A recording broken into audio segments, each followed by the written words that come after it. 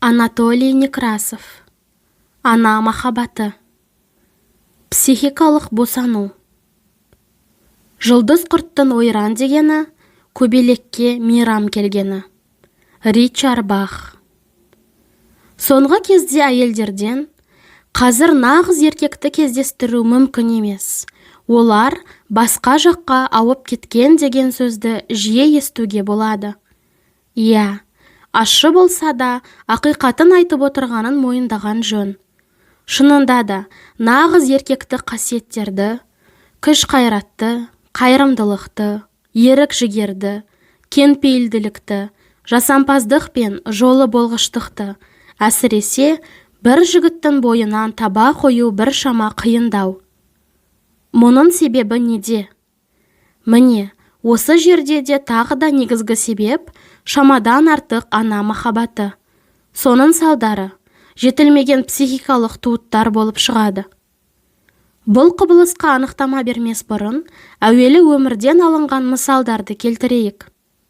Менің қабылдауыма Семен келді. 48 жаста екен. Бойы биік, денесі шымыр, әдемі жігіт. Тіпті оның басында проблема бар деп ойламайсыңды. Семен бір қарағанда әдеттегідей өмір сүрген.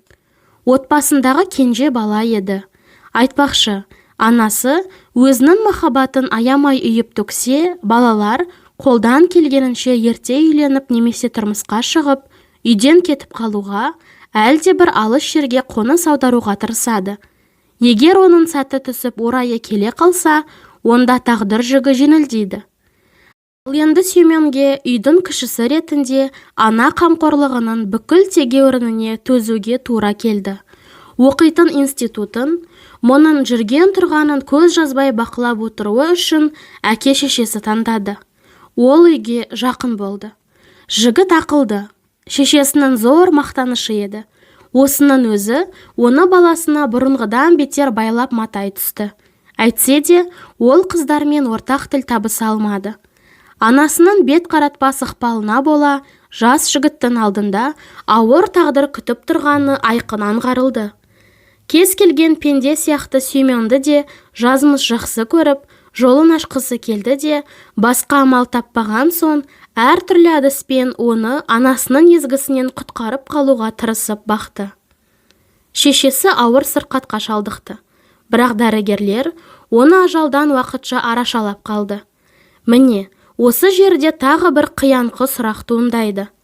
Сырқаттың себебін түсінбестен, ажалдан арашалап қалу арқылы олар ізгі іс тындырды ма деген. Ал әйел енді өз ауруының желеуімен ұлын алысқа аттап бастырмады. Дәрігерлер көмегінің салдарынан ахуалы бұрынғыдан да ушыға түсті. Шын мағынасындағы ізгі ниетпен де тозаққа жол тартылады екен кейде. Жазмыш табанды түрде әйелге белгі беруін жалғастыра берді. Әлде ұлынды еркіне босатып жібер, әлде өзін жаһанамға жөнеле бер деп ишаралады. Әйел екінші жолды таңдады. Көп кешікпей бақиға аттанатынын түйсінген ол, ұлына бір қалыңдық тауып беріп, соған үйленуге иландырады. Бала, кез келген жас шамасында, шешесіне психикалық тұрғыдан тәуелді болса, анасы оның тірлігін оп-оңай басқара береді. Кейбіреулер бұғаудан бұлқынып шығуға талпынады, бірақ бұл әдетте сәтсіз аяқталады.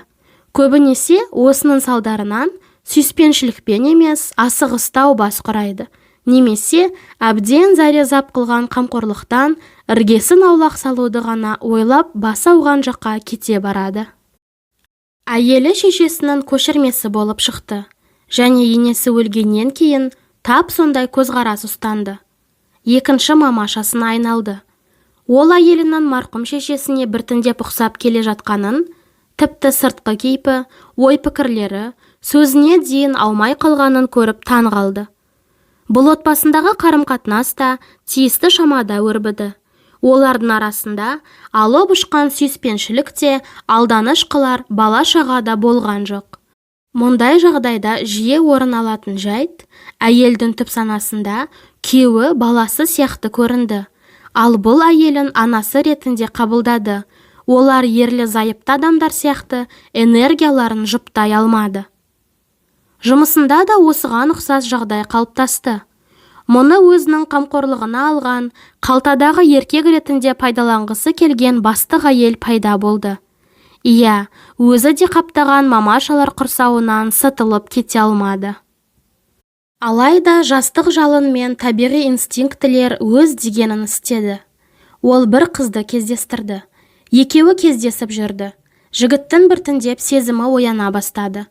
Махаббат өзінің қасиетті борышын адал атқарып, аналық сезім қуаты бірте-бірте саябырси берді. Ол ақырында жұмыс орнын ауыстырды да, бойында жасампаздық жігер тасыды.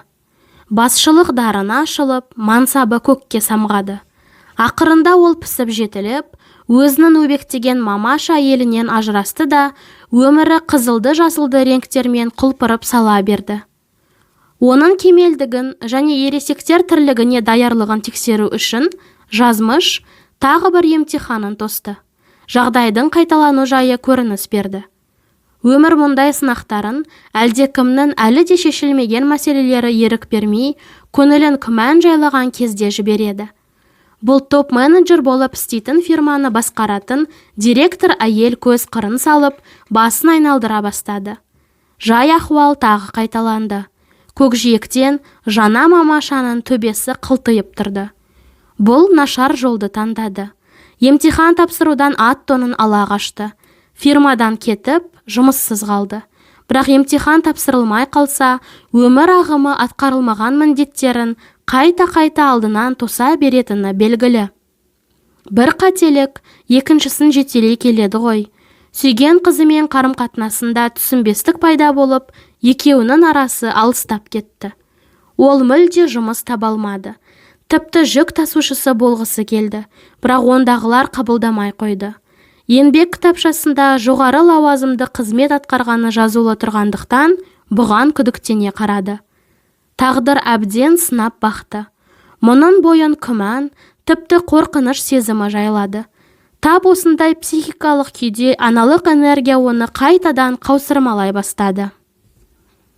Иә, осы кезде бір бай әйел жолығып, турасын айтып, «Мен сені үлде мен бүлдеге орап қоямын, ал сен менікі боласың» деді. Осылай ол алтын торға қамалды. Бірнеше жылдан соң ғана оны бұзып жарып шығуға шамасы жетті. Міне, енді ол неліктен өз басына осындай жай ахуал үйіріле беретінін түсінуді қалап маған келіп отыр. Неліктен ол аяқ-қолы балғадай, ақылды, көрікті, атпал азамат өз жөнін еш таба алмайды. Қарақан басын жарылқап, бақуатты отбасын құра алмайды. Оған не болғаны маған түсінікті еді. 48 жыл өмір сүре тұра, ол психикалық тұрғыдан әлі тумаған шарана еді. Мұндайлар шын мәнінде толып жүр. Баланың екінші рет психикалық туыты одан әрі өмір сүруі үшін өте маңызды, және ол болмай қалса, оның басынан түсініксіз оқиғалар өтеді. Психикалық туыт дегеніміз шеше ықпалынан шығу үдерісі. Бұл адамның психикасындағы, ой-санасындағы сатылы кезең. Ол психикалық пісіп жетілу барысында жүзеге асады. Тағы да бір анықтама берейік. Психикалық туыт адамның ата-ана тарапынан үйірілетін психологиялық қамқорлық құрсауынан шығып, дербес, өзіне өзі сенетін тұлға ретінде қалыптасуы. Әртүрлі адамдар бұл үдерісті әртүрлі кезеңде өткізеді. Мысалы, бозбала дербес өмірге ерте араласып, әке-шешесінен тәуелсіз күн кешсе, онда психикалық туыт ерте болады. Ал көбінесе соңғы кезде ата-аналар өз баласын зейнетке шыққанша өбектейтіні жиі ұшырасады. Сөйтіп, әлгі бала психикалық жағынан әлі тумаған, шала жансар күйінде қалады.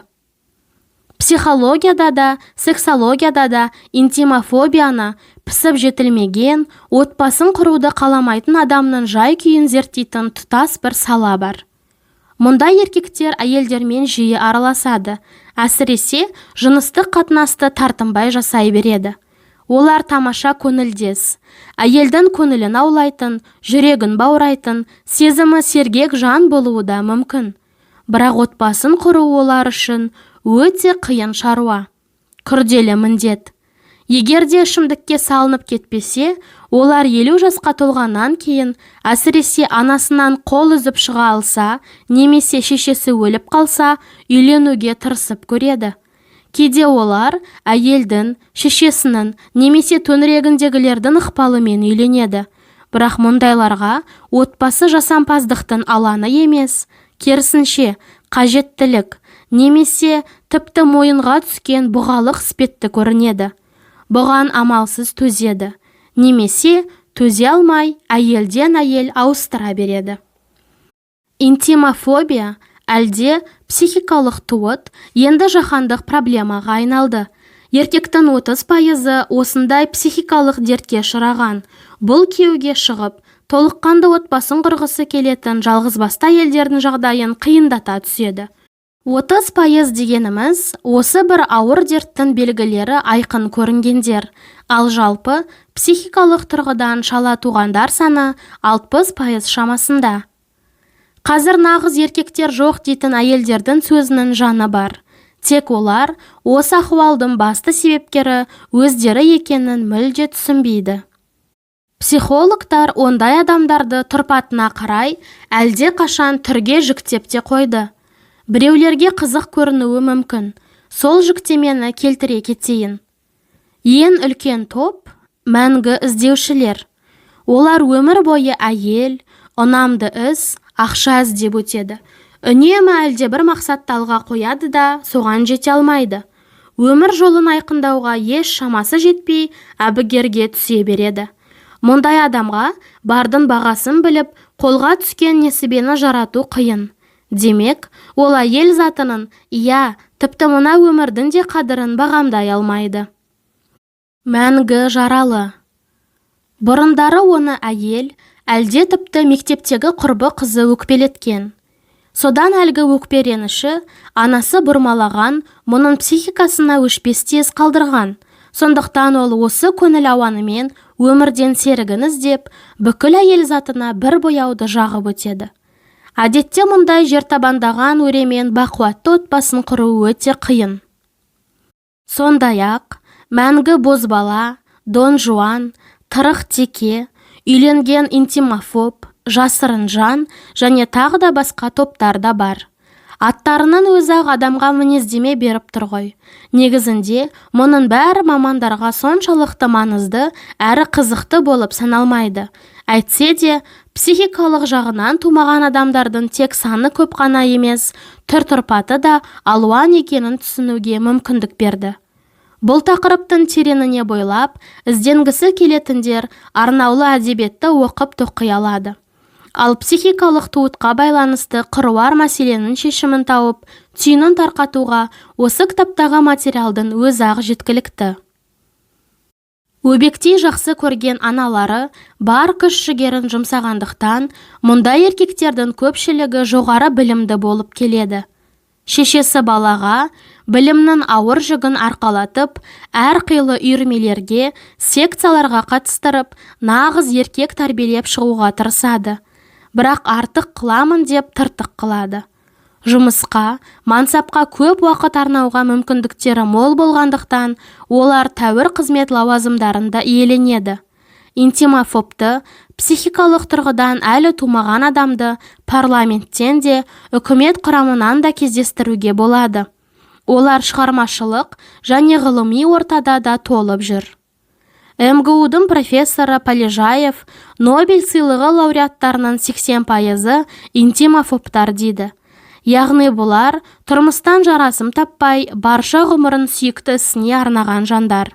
Оларға шығармашылық, жұмыс, мансап, саясат, ақша кез келген әйелден артық. Отбасын құруға зауқы соқпайтын ондай адамдар үйреншікті себептер жиынтығымен «Мен балаларды жақсы көрмеймін. Әйелдер жұмысқа ғой. Ол әйел тым ақылды, немесе керісінше ақымақ. Біздің мүддеміз үйлеспейді. Біздің ортақ нәрселеріміз көп, қызық емес. Мен өз жартымды іздеп жүрмін. Әйелдерсіз де өмірде қызық көп қой». Тағы сондай себептер деп түсіндіреді. Шамадан артық ана махаббаты салған психикалық жарақат жыныстық қатынас қабілетіне де жиі кері әсерін тигізеді. Бұл еркектердің әйелдермен ұзақ немесе түрлі қарым-қатынас жасаудан қашқақтауына да себепші болуы әбден мүмкін. Психикалық тұрғыдан әлі жаралмаған адам кез келген жаста ақылға қонымсыз қылыққа бейім тұрады. Психикалық жағынан әлі психикалық планцет деп аталатын жерде анасының жатырында жатқандықтан қоршаған дүниені соның сезімімен және менталитетімен ғана түйсінетіндіктен оған дұрыс, батыл шешім қабылдауда қиын. Ал бұл көбінесе өзінің дүние жөніндегі жеке өзіндік түсінігіне қарама қайшы шығып, оны психикалық күйзеліске, ішімдікке, есірткіге душар ететін немесе жай әншейін өзге адамдармен арақатынасын қиындата түсетін күрделі жағдаятқа алып келеді. Әлбетте, мұндай жағдайда өмірде өз жолын тауып, еркек болып қалуы қиындайды. Олар әйелмен етене, сенімді байланыс орнатудан тайсақтайды, жауапкершіліктен қорқады. Әйелдердің аузынан қазір еркектер жоқ деген сөзді естіген шақта, иә, шынымен төңіректегі еркектердің 60% психикалық тұрғыдан әлі тумаған шараналар. Бірақ құрметті әйелдер, оларды кім тәрбиеледі? Кім өзінің ағыл-тегіл махаббатына батырып оларды тұншықтырған? Өле-өлгенше, таны жерге кіргенше, өз балаларын жанынан ұзатқысы келмейтін кім деп сұрағым келеді. Интимофобияның ақырғы жағдайы сексопатологияға барып тіреледі. Мәселен, мизогиншілер деп аталатындары әйелдерден ат тондарын ала қашады. Олар еркектер қауымының 3% ғана құрайды. Ал тұтастай алғанда бұл өте көп мөлшер. Жер бетіндегі 100 миллиондай еркек. Олар қоғамнан оқшауланған кәсіп түрлерін таңдайды, алыс сапарларға аттанады. Олар анда-санда жыныстық қатынас жасайды, бірақ онысы өте қысқа, әрі еш сезімсіз болады.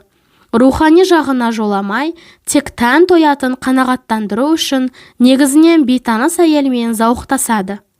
Егер де осы құлықтың бастапқы себебін іздестіретін болсақ, міндетті түрде шешесінің балаға қате қарым-қатынас қалыптастыру дерегіне барып тірелеміз. Көбінесе мұндай еркектерді шамамен 60%-ын жалғыз басты аналар өсіреді. Жалғыз басты әйелдер жалпы тұрлаусыз ұшқалақ келеді. Үйде оның мінезін бәсеңдетіп, сабасына түсіретін еркек заты жоқ. Сондықтан бәрі баланың психикасына ауысады. Қалай айтқанда да жалғыз басты ана белгілі бір кемістігі бар әйел. Сол себептен ол жалғыз қалды ғой. Моральдық және әлеуметтік жағынан ол әдетте кемсітушілік көрген жан. Осы кемістіктерді сырт көзге байқалмауы мүмкін, бірақ түп санасын бәрібір түрткілеп, бала психикасына кері әсер етеді.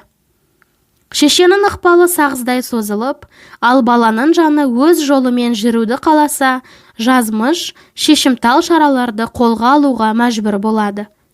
Көбінесе ана атаулыны мына өмірден ертерек алып кететін себебі, олар балаларын ешқашан еркіне жібермейді.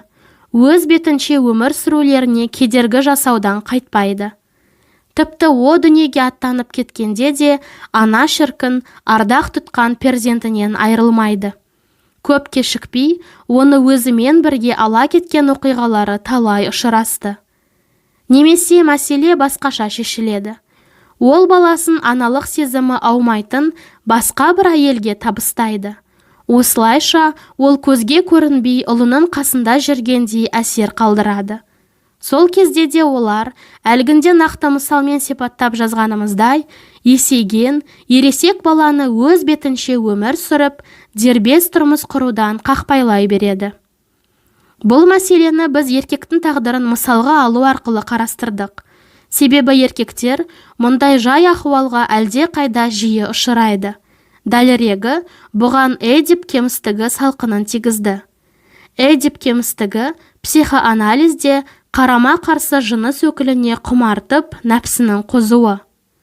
Бірақ психикалық жағынан әлі жаралмаған әйелдерді де көп кездестіруге болады. Осы жерде тілге тиек ететін нәрсеміздің әйелдер қауымына да қатысы бар. Психологиялық тұрғыдан туу үшін адамның өзі де бір амалын істегені жөн. Енді ол көп нәрсені өзі түсінуі де, түсініп қана қоймай, өзіне көмектесуі де керек қой. Міне, мыналар адамның психикалық тұрғыдан туып, жарасымды дүниеге есік ашуының бірнеше кілті. Психологиялық туытқа және шапшаң есеюге қатысты бірінші кілт, қалыптасқан жай ахуалдың себептерін мейлінше терең әрі қалтқысыз ұғынудан тұрады. Өткен өмірге бүгіннің мінберінен, яғни өзінің шалалығынды мойындау тұрғысынан қараған жөн. Өзіне адал, әрі дәйекті көзбен қарап, өзінің психикалық тұрғыдан әлі дүниеге келмегенінді мойындай білуін керек. Өзіне өзін адал бол, алдаусыратпа. Бұл оңай емес. Бірақ онсыз жай ахуалды қаз қалпында түсіну, демек, өзгерту мүмкін болмайды. Бұл жерде ешкімді кінәламау, ешкімге өкпереніш артпау және жоғалтқан мүмкіндіктер жөнінде өкінбеу керек. Ананды кінәламаудың және оған өкпелемеудің маңызы өте зор. Ол өзіне біткен ой санаға сүйеніп, бәрін ізгі ниетпен жасады. Ана деген қасиетті ұғым. Ол өмір сыйлады, тіршілік нәрін берді. Ал оған ренжу, ахуалды асқындырып, психикалық туытты қиындатып жібереді. Реніш энергиясы арқылы ана ұлын одан әрі өзінің психикалық көрпесімен қымтап қаусыра береді. Айтпақшы, бұл да аналардың психикалық жабыны, оларға өкпереніш бар екендігінің бір көрсеткіші. Өкпереніш адамның туған шешесімен қарым-қатынасындағы көптеген түйінді мәселені шеше алмағанын, иә жалпы алғанда рухани жағынан толықтай ашылмағанын айғақтайды. Ал өкпереніштің өзі шешенің баланы тырп еткізбей ұстауына мүмкіндік беретін тізгін ғана. Екінші кілт. Әкеге көзқарасты өзгерту. Сол арқылы оның қуаты өзіне келуіне жол ашу. Бұл да еркектік бастауды қалпына келтіріп, оны дамыта түсуге түрткі салады. Әдетте психикалық тұрғыдан әлі тумаған балаларда нақ осы еркектік қуат, әкенің энергиясы бәсен болады. Балалардың өмірінде әкенің рөлі, әсіресе ол отбасынан кетіп қалса, немесе ішімдікке салынса, жете бағаланбайтынын жиі көреміз. Бірақ психикалық туыт мәселесін шешудің маңызды кілті нақ осы жерде жасырынып жатыр. Өйткені көбінесе ерлі-зайыптының ара қатынасындағы араздықтың бастауы, отбасы дырауының себепшісі бала болады. Шешесі бірінші орынға баланы қояды да, сол арқылы құндылықтар жүйесін бұзады. Осының бәрін ұғынып, қай жерде жүргеніне қарамастан, тіпті ол өліп қалса да, баланың әкесімен жаңаша қарым-қатынас орнатуы өте маңызды. Бұл кезде әке рөлін мойындап, оның жанын тереңірек түсіну, адам өміріндегі бет бұрысты сәт болары кәміл. Мұндай түсіністікке жету көп әйелге де өте пайдалы болар еді. Нақ осы күйеумен ара қатынасын ретке келтіруде, жалғыздықтан құтылудың, тұтас алғанда еркектермен жарасымды қарым-қатынас орнатудың, бақытты отбасын құрудың кілті жатады. Әкемен қарым-қатынасын түзеудің еркектен гөрі әйелге пайдасы мол. Менің практикамда әке рөлін бұрынғыдан да жете ұғынудың әйел өмірін түбірінен өзгерткен жағдайлары көп ұшырасты. Бірде, психологиялық тұрғыдан әлі тумаған еркекпен, ал оның жасы 50-де еді, әңгімелесе отырып, одан әкесінің фотосуреті бар жоғын сұрадым. Ол жоқ екенін айтты. Ажырасқан шақта шешесі әкесінің бүкіл фотоларын лақтырып тастапты, ал өзі оны ұмытып қалған. Мен бәлкім, оның әлде бір заты қалып қойған шығар дедім. Сонда ол әкесінің айнасы қалғанын, оны майданнан ала келгенін есіне түсіреді. Мен оған, сіз әкеңізбен сол айна арқылы тілдесіңіз. Жарық дүниеге келгеніңіз үшін оған алғыс білдіріп, содан соң еркекше сөйлесіп, оның анаңызға қатысты өз міндетін орындай алмағанын, ұлын оның тәрбиесіне бере салғанын, мұның ұлға оңай тимегенін, шешесі оны өзінің психологиялық жатырында осы 50 жыл бойы ұстағанын, соның салдарынан ол өз өмірін сүре алмағанын айтыңыз. Міне, енді қайта тууыңызға әкеңіз көмектессін дедім.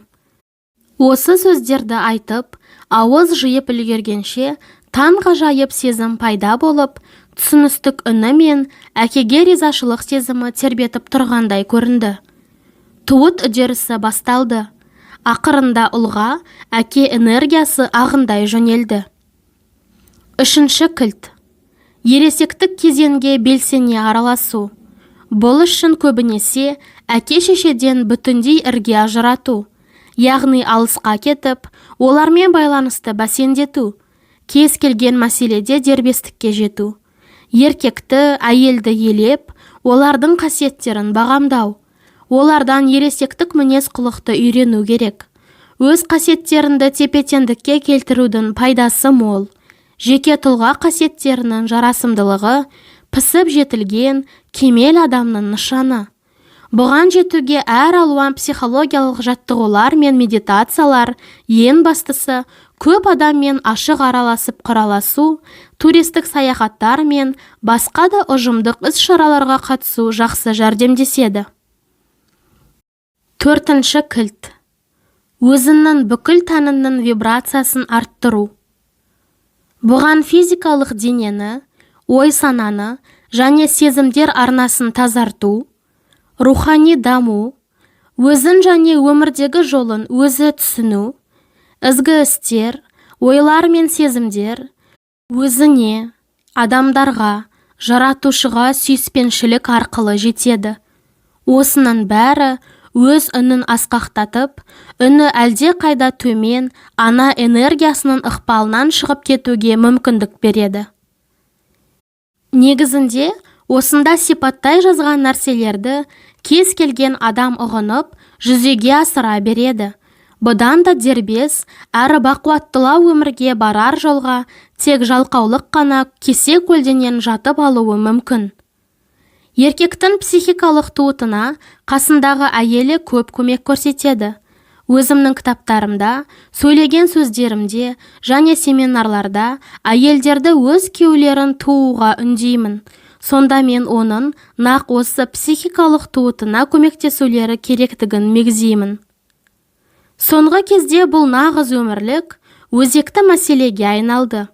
Әйтпесе адамзат қауымы өркениет өресіне әйел қылықты еркекпен және еркек қылықты әйелмен баруы мүмкін.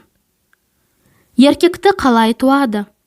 Еркектің қасында таза әйелді қасиеттер көрсету керек. Оның еркектік қасиеттеріне ұдайы назар аударып, жалпы өз бойындағы еркек атаулы құрмет сезімін дамытқаны жөн. Сұңғыла әрі биязы болу, өзінің қалайтын әйелге, еркектің жүргенін қалайтын әйелге ауадай қажет кілт, міне осы. Бұл кітапта баяндалған ілімдер, көңіл қалаған әркімді бақытты өмірге жеткізер кілтті тауып алуына мүмкіндік берері хақ. Тіпті баласы 60 жастан асып кетсе де, өз бойында оған деген шамадан артық аналық сезімі барын аңғарған әйел не істеуі керек? Мұндай қадамдарды да кілт деп атайық. Бұл шынында да шынайы түрде жақсы көріп, ессіз сүйетін аналарға арналған кілттер. Бірінші кілт. Анығын айтсақ, балаға бағышталған осынау сезімдерде махаббат аздау болады. Онда өзімшілдік, өзінің кәрілік кезеңін қамтамасыз ету ниеті, орындалмай қалған армандарын жүзеге асыруға талпыныс, баланы бақытты етуге зәрулік, әрине өзінің түсінігіне орай және түгелдей меншіктеу пиғылы бар. Өзінің аналық сезімі туралы шынын әрі турасын айтудың өзі жартылай, ал кейде толықтай табысқа жету. Осы хақында балаға да жиі айтқан жөн. Екінші кілт. Осы аналық сезім негізінде бұған дейін қандай қиындықтар туындағанын, немесе болашақта қандай проблемалар болуы мүмкін екенін дәйекті түрде көре білу қажет. Шынайы махаббат ешкімге және ешқашанда қиындықтар мен азапты ауыртпалықтар алып келмейтінін ұғынған жөн.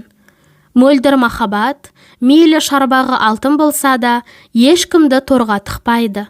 Керісінше еркіндік береді. Ол тек қуанышқа кенелтеді. Ал егер онда кесел, өкініш, уайым, нала, азап кезіксе, онда мұндай махаббатта бір нәрсе үйлеспегені. Тек бақытты ата-аналар ғана балаларын бақытқа бөлей алатынын әрдайым есте ұстаған абзал.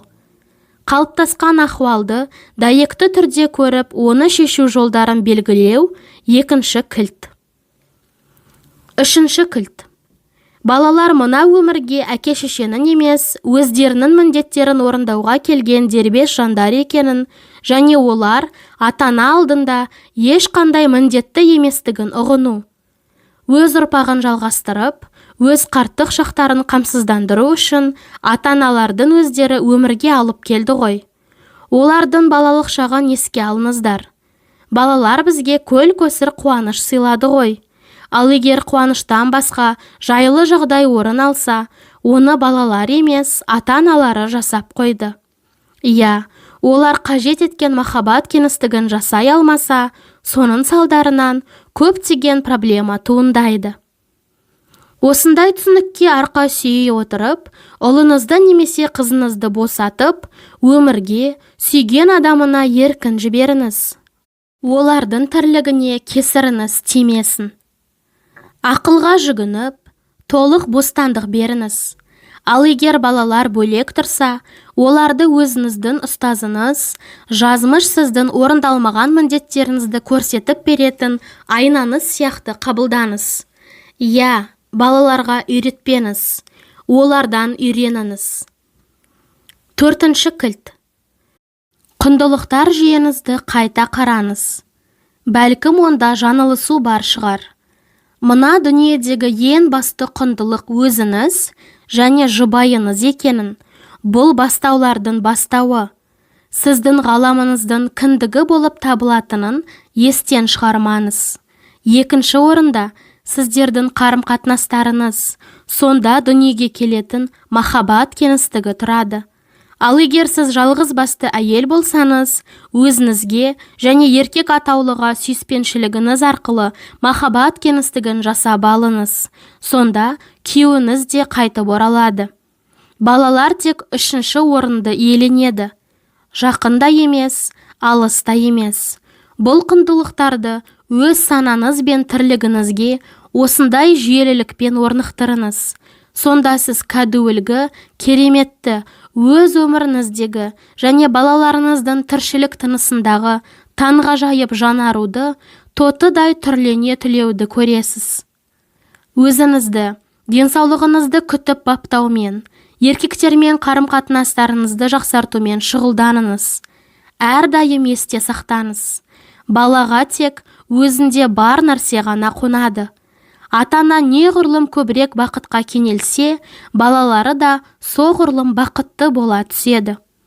Иә, осындай жолмен балаларыңызға көмектесуге талпыныңыз. Бұл ең тәуір көмек. Ұлыңызға еркек ретінде қараңыз. Оның бойындағы еркектік қасиеттерге айрықша назар аударып, нығайта беріңіз. Кейде мен аналарға, сіздің үйде бөгде еркек өмір сүреді деп ойлап көріңізші. Шындығында да тап солай ғой. Мінез құлқыңызды осы ой елесіне орай түзіңіз. Сәйкесті түрде киініп, онымен байыпты сөйлесіңіз. Мейлі, ол өзіне сіздің шеше емес, әйел заты ретінде қарайтыныңызды сезінсін. Бұл оны дұрыс тәрбиелеу үшін өте маңызды. Ол тағы қайдан тәрбие алуы мүмкін? Сыныптас қыздары мен ауладағы құрбылары ондай ақылға жетіп, шынайы еркектік қасиеттерді дарыта алмайды ғой. Міне, аналарға, жалпы әйелдерге осындай өте қарапайым әрі бәріне ұғынықты ақыл кеңестер беруге болады. Шынында да бәрі жай ғана оңай, өте оңай нәрселер. әрі ештеңені күрделендіріп қажеті жоқ. Жай ғана осы мәселелерді шешу қамымен күн сайын алға жылжи беру керек. Сонда сіз көп ұзамай өміріңіздегі жағымды өзгерістерді сезіне бастайсыз. Егер әйел өзінің жан дүниесін тыңдаса, психикалық туытын сезінер еді. Олар әртүрлі көрінеді. Бұл өміріндегі әлде бір айқын сәт, немесе әлде қандай оқиға болуы мүмкін. Содан соң өзіне үзілді кесілді. Жә, болды енді. Ұлым немесе қызым дербес адам дей алады. Немесе әлгі үдеріс ұзақ та елеусіз өте шығып, кенет баланың дербестік дерегін байқап қалады. Бұл оның әке-шешенің ығынан үйінен кетіп қалуына байланысты болуы мүмкін. Ал кейде үйінен кетпей, ата-анасымен бірге тұрып жатса да, бала енді ешкімге тәуелсіз болып шыға келеді. Бір әйел өз қызынан психикалық тұрғыдан туу үдерісін тәнімен сезінді. Қызының 12 жасқа толған туған күнінде, тура ол дүниеге келген сағатта, әрі тап сол минутта әйелдің етеккірі келе бастады. Ал бұның алдында едәуір кідіріс болып, организм құдды осы сәтті күткен сынайлы. Содан соң тағы да бір өзгеріс, қызы өзінен алыстап кететінін, бой жетіп, есейгенін түйсіну сезімі пайда болды. Әдетте психикалық туытты бастан өткергендер баланың дербес, өз бетінше өмір сүруге шыққан сәтін ұмытпайды. Осы мәселені тереңірек түсіну үшін өмірден алынған тағы бірнеше мысалды қарастыруды ұсынамын. Игорь, 56 жаста, Мәскеуде тұрады. Түбегейлі психологиялық туыты 56 жасында бізбен әңгімелесу барысында болды. Мұндай өзгеріс кейде табан астында өтеді. Бұл кезде жаңа туған жанын ғана емес, оған жәрдемдескен адамның бойында да таңғажайып сезім туындайды. Отбасында 2 жігіт өмір сүрді. Үлкені мектеп бітірген бойда шешесінің қамқорлық құрсауынан сытылып шығуға тырысты. Институтқа түсіп, жатақханаға орналасты. Содан соң тез үйленіп, әке-шешемен байланысын үзуге тырысты. Бірақ шеше қыспағы бәрібір оның тағдырына да салқынын тигізді. Ол әлі күнге шейін перзент сүйе алмай жүр. Мен бұрын алапат ана энергиясы бала туғызу функциясын бөгеп тастайтынын айтқан едім. Медицина өкінішке қарай, мұндай өзара байланыс жөнінде ештеңе білмейді. Әйтсе де, әлгіндей себептерді жоя отырып, көп адамның перзент сүюіне жәрдемдесуге болады. Мұны тәжірибе растап жүр. Кіші ұлға тым қиындау соқты. Ағасы отбасынан кетіп қалған соң, бүкіл аналық сезім бұған ағылып төгілді. Жатақханаға кетіп қалуына рұқсат бермегендіктен, әке-шешесімен бірге тұрып, институтта оқи берді. Әлбетте, қыздармен еш байланысы болмады. Аналық сезім энергиясын ешкім аттап өте алмады. Есесіне, ол ұдайы бақылауда жүрді. Әке-шешесі де алаңсыз, бейқам күн кешті. Мұнда да оқиғалар дамуының классикалық нұсқасы қылаң береді. Игорь отбасының кенжесі еді.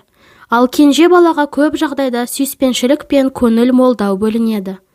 Ата-ана балаларына теңдей қарауға қалай тырысса да, кенжесіне бәрібір көбірек бұйырады. Басқаша жағдайлар болуы да мүмкін. Бірақ олар тек қағиданы қуаттай түседі. Егерде ең сүйікті кенжесі ұл бала болса, жай ахуал тіптен ушыға түседі. Одан әрі бәрі әдетте тап осы оқиғадағыдай өрбейді. Институтты бітірген соң, ол еңбек бөлінісі бойынша алысқа кетуге сұранды. Бірақ шешесі ол жақта да тыным бермеді. Ұлы туралы ұдайы ойлап, жиі хат жазу, телефон шалу арқылы бұның әр қадамын қадағалап отырды. Кәсіби білігін жүзеге асыру әрекетінен ештеңе шықпады да. Ол Мәскеуге қайтып баруға мәжбүр болды. Сөйтіп тағы да шешесінің энергиялық өрісінің құрсауына түсті. Шешесі әрине, үйлену қажеттігі, бәр жұрттікінде болуға тиістігі жөнінде айтудан кенде болмады. Өзінің құрба елдерінің селбесуімен бұған қалындықта тауып берді. Әдеттегідей, әйелі мінез құлқы жағынан шешесінен аумай қалды. Әйелі бірден тізгінді қолына алды. Бұл көнбіс келіншектің аузымен айтқанда қолайлы болып шықты. Өйткені анасы сондай негіз жасап қойды ғой.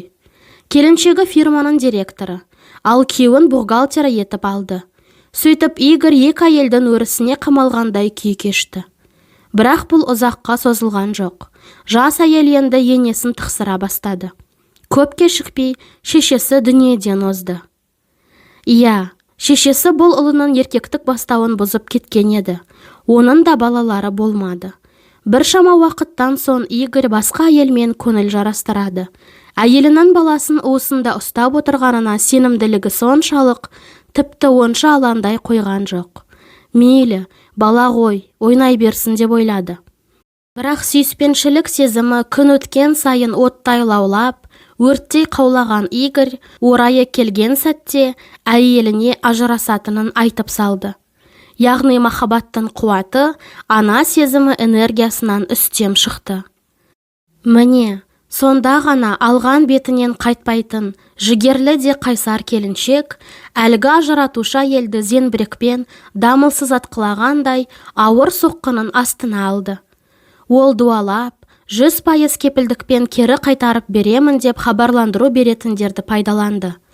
Содан ажыратушы әйел көпе көріне көктей солып құрып бара жатты. Ал бұрынғы әйелі күйеуін уысынан шығармады. Ол өзінің бухгалтері қалпында қалуы үшін қолынан келгеннің бәрін істеді. Бұл өзінің орнына кімді алып келсе, әртүрлі себептермен жарамсыз бола берді. Әйелінің энергия өрісі ешкімді маңына жуытпады. Осындай күйге түсіп жүрген шағында ол жаңа әйелін ертіп маған жолықты. Олардың жағдайындағы ең басты қиындық Игорьдің әкесіне теріс көзқарасы еді. Ол ұлына ұдайы сын ескертпей айтып, намысын қорлап баққан екен. Бұл қарым-қатынасты өзгерту оңай емес еді.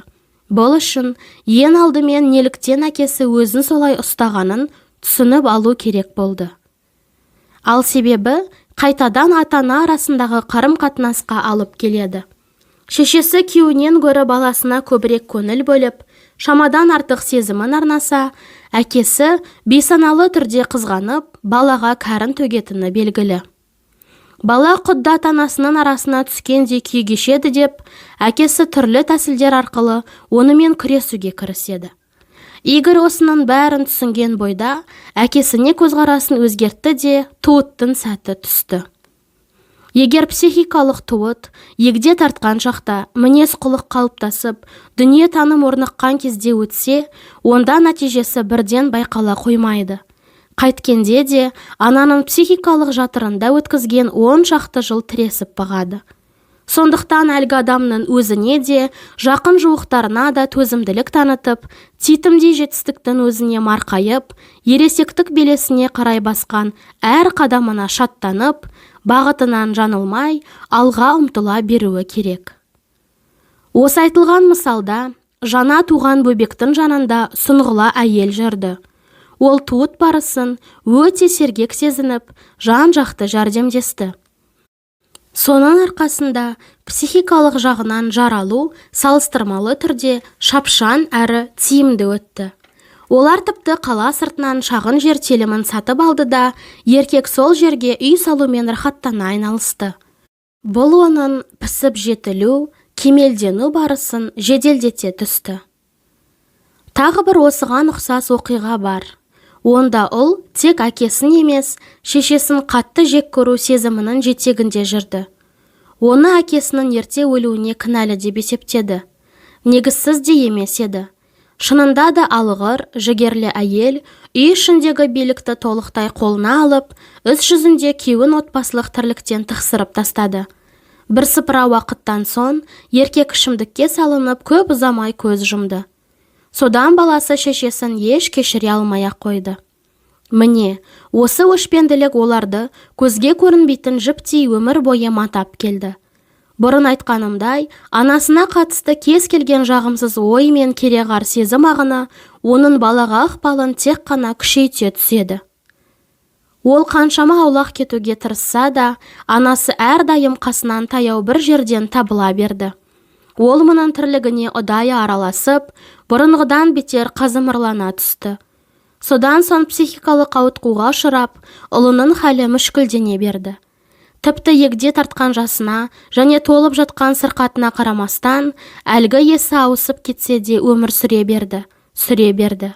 Ал ұлының телефонын есіне сақтап алып, әбден ығырын шығара берді. Өмірде осылай жиі болады. Қартайған, аурушан адамдар ұзақ өмір сүреді. Енді олар өздерін естеріне түсіре алмай, және не үшін тірі жүргендерін түсіне алмай, өсімдік тәрізді өмір сүреді. Бұл бір ғана нәрсені, олардың балалары сайып келгенде өз міндеттерін орындауы үшін өмір сүретінін аңғартады. Мұндай жағдайда ұлға осыны жете түсініп, анасын бір жола кешіруі керек еді. Тап осы мәселенің басқа қырларын ашатын тағы бір өмірден алынған мысалды келтірейін. Шешесі Николайды жалғыз тәрбиеледі. Ұлы дүниеге келгеннен кейін әке өзінің шешесіне кетті де қайтып оралмады. Себебі анасы оны жібермей қойды. Сол жақта оны үйлендіріп қасында қалдырды. Яғни оның тегінде әкесі жағынан мұндай проблема ұшырасқаны көрініп тұр. Әкесінің өзі психикалық тұрғыдан әлі тумаған еді. Енді оның жай күйі ұлына да берілді. 9 сыныпта ақ бозбала сыныптас құрбысына ғашық болып көңіл білдірді. Қыз оның сезіміне жайбарақат қарап меселін қайтарды. 10 сыныпта қайтадан сөз салып, тағы тауы шағылды. Тек әскерге аттанып бара жатқанда ғана ол қыздың хат жазып тұрамын деген уәдесін алды. Нақ сол хаттар арқылы бойжеткен оның мейірімді де момын адам екеніне көз жеткізді. Ол қайтып оралған кезде оған күйеуге шығуға уәде берді. Қыз оны тұла бойынан еркектік қасиет көрмегендіктен елемей келгені түсінікті еді. Бұл одан әрі екеуінің жыныстық қатынастарына да салқын тигізді. Олар бірнеше жыл бойы анасымен бірге тұрды. Бұл да олардың бақуатты отбасын құруына кесірін тигізіп, жас жұбайлардың қарым-қатынасын тым күрделендіріп жіберді. Отбасында құндылықтардың жосықты жүйесін қалыптастыру керек болып тұрған кезде, үй ішінде, іс жүзінде еркек кіндікті болмады. Сырт көзге бәрі қалыпты өтіп жатқан сияқты көрінді. Бірақ үй іші еркектік энергиядан жұрда еді. Әйелі отбасындағы негізгі табыскер, әрі басты қозғаушы күшке айналды. Бала тәрбиесінде еркек басты рөл ойнаған жоқ. Тек бақылаушы орнында жүрді. Кейін онысын талай бетіне басты. Егерде өзінің жай күйін уақытылы ұғып, осындай жағдайға душар еткен себептерді түсінбегенде, бұл дарынды жігіттің тағдыры әлі де мүшкілдене түсер еді. Мәселенің мәнісін бажайлап, бәрін түсініп алғаннан кейін шешесі көз жұмды да, оның есейіп, жетілу үдерісі жеделдей түсіп, әйелімен және балалармен қарым-қатынасы лезде жақсара бастады. Кейде мұндай адамдар өзінің емес, өзгенің өмірін сүріп жүргендерін қаралай сезінеді. Ондай аян қартайған, татар дәмі ортайған шақта беріледі. Сонда әлгі адам бөгде біреудің ғұмырын кешкенін, ал өзінің армандары мен ниеттері жүзеге аспай, әдірам қалғанын түсінеді. Ал көп пенде өздерінің шын мәнінде әлі тумағанын, сондықтан да қиял жетегінде ғұмыр кешкендерін ұғынбастан өмірден өтеді. Өмірде осы секілді мысалдар толып жатыр. Кейде олар айқын көзге шалынады, ал кей кезде аналық сезім әсерін байқамай қаласын. Міне, психикалық тұрғыдан әлі тумаудың өте елеусіз бір мысалы. Бұл мысалда өз алдында психикалық тұрғыдан шала туған еркек отырғанын анықтау қиындығы сөз болады. Ондай дерек барлық жағынан мықты көрінетін еркек бетпердесінің тасасына жасырынып қалады екен. Оны Валерий деп атайық.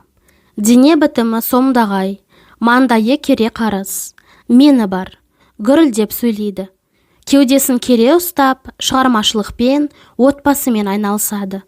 Балалары көп. Осының бәрі оның нағыз еркек екенін айтып тұрғандай. Жақын таныса келе, оның басқа, өте нәзік, көзге шалына бермейтін, бірақ осы адамның өзге қырларын алдымызға жайып салатын қылықтарын біртіндеп көре бастаймыз. Мен оның өз көзқарасын табанды тіпті тістесе қорғайтынын байқадым. Әрі бұнысы ақымақтықтың шалығы емес еді. Ол ақылды адам. Жазмыштан озмыш жоқ. Пәнеде бәрі баянсыз екенін, осыған орай ешбір көзқарас соңғы сатыдағы ақырғы ақиқат бола алмайтынын да түсінеді. Демек, мұндай үзілді-кесілділік оның мінез көрсетуі еді. Сол арқылы өзін өзі танытқысы келеді. Ал өзін өзі танытқысы келетіндердің дені мына өмірде жолы болмағандар, ішкі жан дүниесінде әлі шешілмеген мәселелері барлар. Оның баласы көптігін мақтанышпен әрі жиі айта беретіні де осыны аңғартады. Еркектердің бала туғызу арқылы өзінің мықтылығын дәлелдеуге тырысатыны көп кездесетін жағдай. Әрине, бұл бала туғызудың бірден-бір себебі емес. Әйтсе де, тым жиі ұшырасатын, ал кейде басты себепке айналатын құбылыс екені белгілі. Оның тағы бір баласы 20 жыл бойы айналысып, әлі күнге шейін жүзеге асыра алмай келе жатқан шығармашылық жобасы бар екені мәлім болды.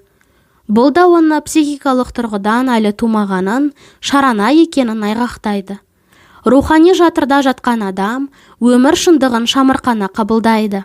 Оған өз көзқарасы бойынша баға жетпес, құнды идеяларын іске асыру, кәдеге жарату өте қиын.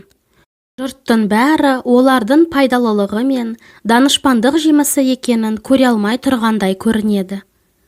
Еркектердің көбі ұзақ жылдар бойы, тіпті өмір бойы әрқилы жобаларды толғатып жүреді. Оларын әртүрлі инстанцияларға апарып, өз жобаларының аса құндылығын көре алмайтын, топас, мисыз адамдарға өкпелеп кәрін төгеді. Ал жоба уақыт талабын ескермеген немесе өміршең емес. Бірақ мұндай авторлар өмір шындығын дәйекті түрде байыптай алмай, бүкіл өмірін әуре сарсанмен өткізеді. Мына дүниеде танылмаған данышпандар мысалы көп кездеседі. Әпенділер дүниенің әрін кіргізеді. Бірақ көп ретте әпенділік әлгі алаңғасардың өзіне, әсіресе олардың жақын жуықтарына азап шектіреді. Мұндай адамдардың туытына жәрдемдесу керек. Сонда ғана олар өз қабілеттерін іске асырып, біздің өмірімізге молырақ қуаныш пен пайда алып келеді. Өйткені олар өте дарынды жандар ғой. Жалпы алғанда, адамдардың барлығы дарынды болады. Тек ата-ана мен қоғам көбінесе сол таланттарды балшыққа батырып жібереді. Валериймен әңгімелесу барысында оның шешесі бір беткей адуын әйел болғаны, күйеуін табанына таптап тастағаны мәлім болды. Әйел ұлын өте жақсы көрген, бірақ ол осы отбасына әкесінен гөрі табандылау мінез құлықпен келген еді. Сондықтан ол шешесінің қысымына барынша қарсыласып бақты. Ұдайы шеше билігіне қарсы күресіп тіресу, баланың мінез құлқын ширата шындап, өмір майданына жауынгер етіп шығарды. Содан ол барлық нәрседен өзінің күшін, өзінің мінезін нығайтатын жол іздеді. Үнемі өзін танытып, дәлелдеуге тырысты.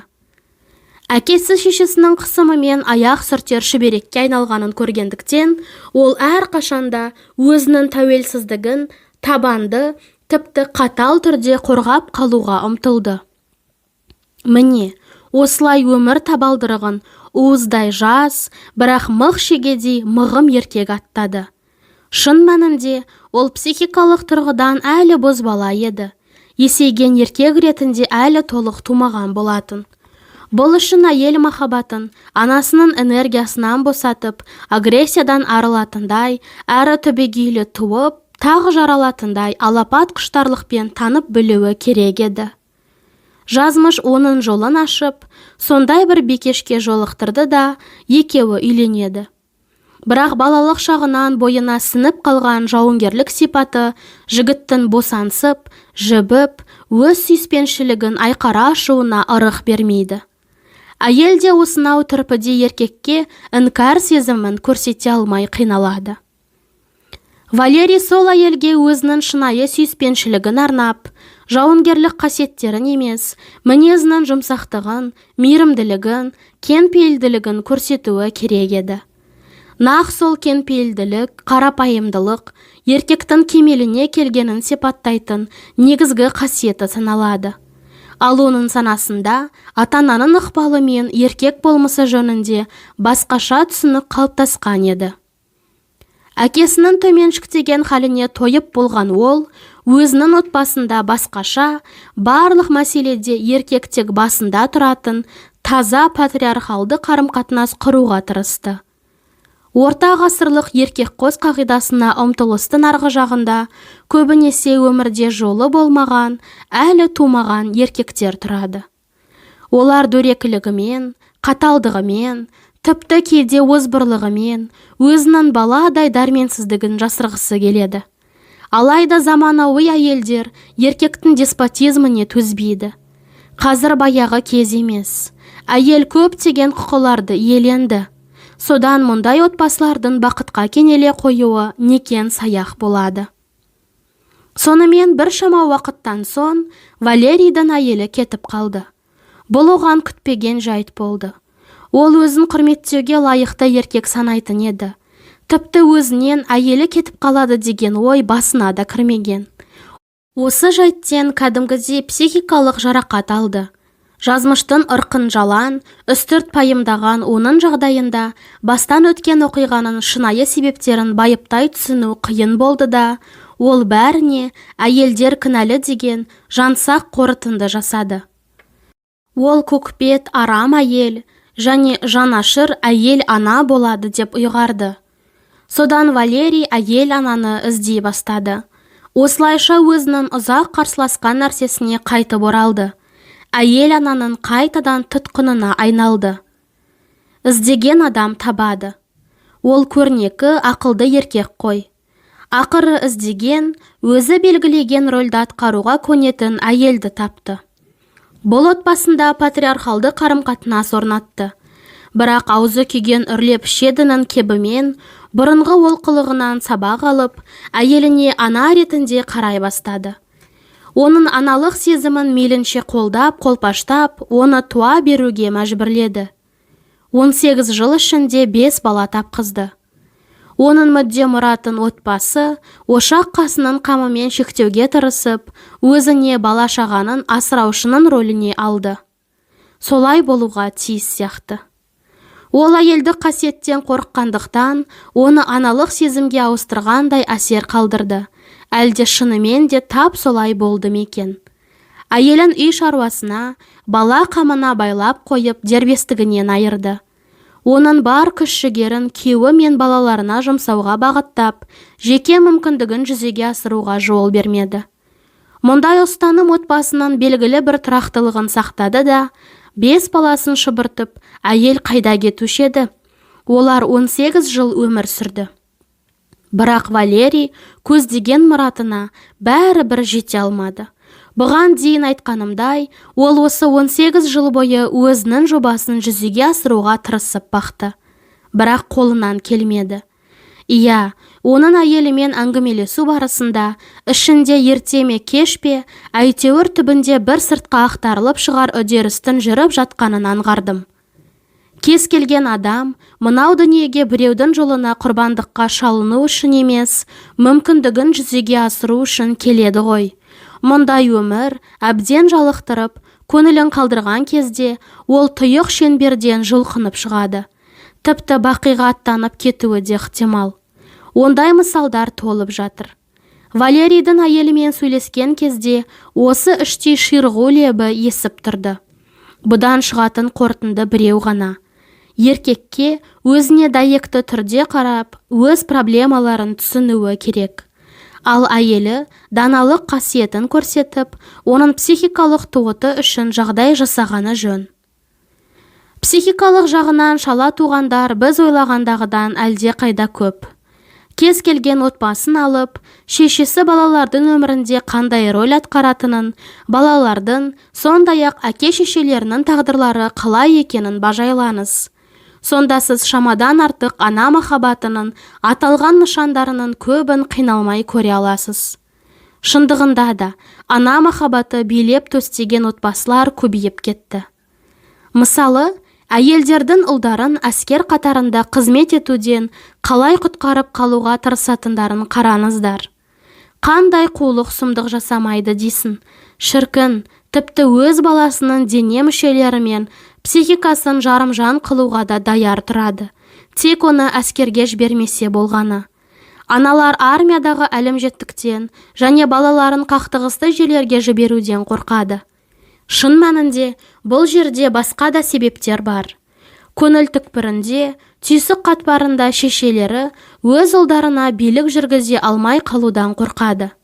Өйткені олар әскерден еркек болып оралады ғой. Телехабардың бірінде жағымды жаңалық ретінде күйеуін тастап, ұлы әскери борышын өтеп жүрген Шешенстанға барып, мерзімді қызметін бітіргенше сонда тұрған ана жөнінде әңгімеледі.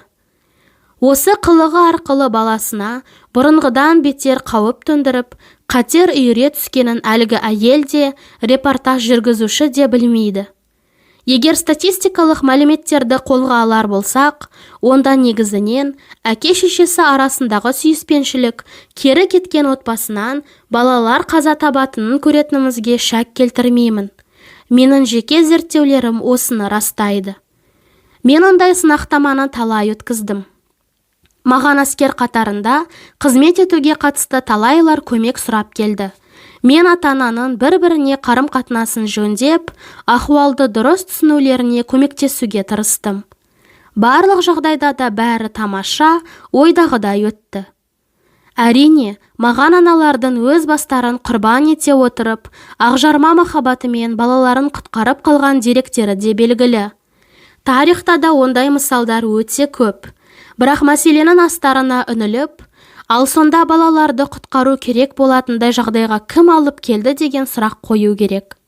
Сонда ғана біз бәрінен бұрын анасының шамадан артық асып төгілген махаббатымен баланы драмалық, кейде тіпті трагедиялық жағдайға душар еткенін көреміз. Нақ әскер қатарында психикалық туыт өте жақсы жүреді. Адам лезде дербес, өз бетінше тірлік істеу қабілетін иеленеді. Егер оған тағы да шешесі кедергі келтірмесе, өзінің ұлы туралы ойларымен, жанпида сезімдерімен, ағыл-тегіл хаттарымен қабаттаса бермесе.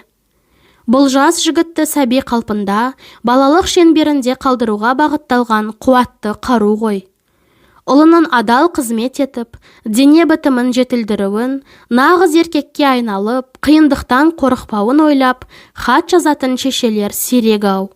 Иә, ой ағыны, сезім иірімдері мен сөз лепестері алыстан да алапат әсер етеді. Ал әлгі хаттарда үрей, мүсіркеу, уайым мұң, көз жасы көп болады. Содан соң жас солдаттардың өзін-өзі ұстай алмай, қашып кететініне, мүлдем түсініксіз қылмыстарға баратынына таң қалатындай жөніміз жоқ. Ата-ананың жас сарбазға қарым-қатынасын талдай келе, бәрі түсінікті болады. Сондай-ақ әскердегі өлім-жітімнің жоғары екендігіне қатысты да алабөтен ой өрбітуге болар еді. Егер статистикалық зерттеулер жүргізіп, қанша студент түрмеге, жындыханаға түскенін, қаншасы есірткі мен ішімдікке үйірсектеп, азғындық жолға түскенін, және көгала мас төбелес пен жол апатынан көз жұмғанын есептесек, онда олардың саны әскер қатарында қызмет етуден зардап шеккендерден әлде қайда көп болып шығады. Тек бұл деректер жөнінде көп айта бермейді. Ал егер армияда бірдеңе бола қалса, бүкіл ақпарат құралдары әлгі деректі айдай әлемге жария етіп жар салады. Бұған қоса, перзенттерінің білім алып, институтта оқуына және оны бітіріп шығуы үшін ата-аналардың қанша қаражат, тәндік, әрі рухани күш-жігерлерін жұмсайтынын есептесек, көз алдымызда естен тандырып, ақылдан адастырардай картина тұра қалады. Соған үнілсен, шеше атаулының балаларын қалайда әскерден құтқарып қалуға тырысып, арқасынан итеріп апарып, жаппай институтқа тықпалайтынын көресің. Сөйте тұра олар ұрпағын тағдырдың талқысынан құтқарып қала ала ма? Шын мәнінде, олар осы қылықтары арқылы баланың тағдырын қиындата береді. Олар балаларын қастарынан бір елі ұзатпауға тырысады. Сол арқылы оларды әлде қандай қиындықтан қорғап қалуға дәмеленеді. Ал шын мәнінде бірден көзге шалына бермейтін проблемаларды тек қана ұлғайта береді. Негізінде олар өз балаларының психикалық жағынан жаралып, толық дүниеге келуіне көмектесулері керек. Сонда институтта білім алуда, әскер қатарында қызмет етуде еш қиындық туғызбайды. Балаларға алаңдап, үргедіктенбеу үшін бір әмбебап нәрсені ата-аналар арасындағы махаббат кеңістігін пайдалану керек. Бұл шынында әмбебап құрал, әрі бала қайда жүрсе де мүлтіксіз әрекет етеді. Үлкенді-кішілі соғыстар, кесапаттар мен терактілер, кез келген төтенше оқиғалар кезінде адамдарды осы аман сақтап қалды. Сүйіспеншіліктен тәні сау, көркем әрі дарынды балалар туады. Бұл да олардың дер шағында психикалық жағынан толықтай жаралып, бақытты ғұмыр кешуіне септігін тигізеді. Бұл тақырыпқа тағы да көп мысал келтіруге болар еді. Бірақ мен осы жетеді деп ойлаймын. Егер зер сала қараса, әркім оларды төңірегінен, тіпті жақын жуығының арасынан көре алады. Ал ең бастысы, мен бұл кітаптың көп адамның психикалық жағынан қайта тууына көмектесетініне үміт артамын.